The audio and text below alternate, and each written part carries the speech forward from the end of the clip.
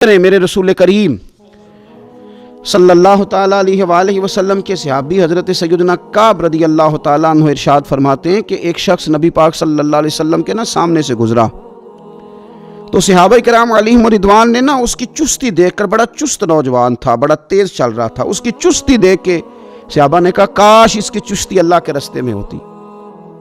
یعنی عبادت میں لگا ہوا ہوتا یا جہاد میں لگا ہوا ہوتا، کاش اس کی چستی اللہ کے راستے میں ہوتی۔ تو نبی پاک صلی اللہ تعالیٰ علیہ وسلم نے فرمایا اگر یہ اپنے چھوٹے بچوں کی ضروریات پوری کرنے نکلا ہوا تو پھر بھی یہ اللہ کے راستے میں ہی ہے، اور فرمایا اگر یہ شخص اپنے بوڑھے والدین کی خدمت کے لیے نکلا ہوا ہے پھر بھی اللہ ہی کے راستے میں ہے، یعنی اگر رزق کما کے بچوں کا پیٹ پالتا ہے پھر بھی رب ہی کا راستہ ہے، اور اگر یہ رزق کما کے بوڑھے ماں باپ کی خدمت کرتا ہے تو یہ راستہ بھی اللہ ہی کا راستہ ہے۔ اور نبی پاک صلی اللہ تعالیٰ علیہ وسلم نے فرمایا اگر یہ اپنے آپ کو سوال سے بچانے کے لیے یہ کام کر رہا ہے، یعنی مجھے کسی کے آگے ہاتھ نہ پھیلانا پڑے، تو پھر بھی یہ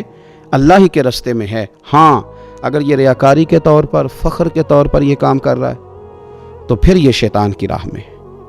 اگر صرف اس لیے مال جمع کر رہا ہے کہ میں ذرا لوگوں کو پتہ چل جائے بڑا مالدار ہوں، میرا بعض لوگوں کے اوپر ذہن ہوتا ہے آگے بڑھنے کا، شوق ہوتا ہے بلا وجہ چیزوں کو جمع کرنے کا، فخر بتانے کا، ریاکاری کرنے کا، فرمایا اگر ریاکاری کے ارادے سے ہے تو پھر یہ شیطان کے راستے میں ہے، اور اگر یہ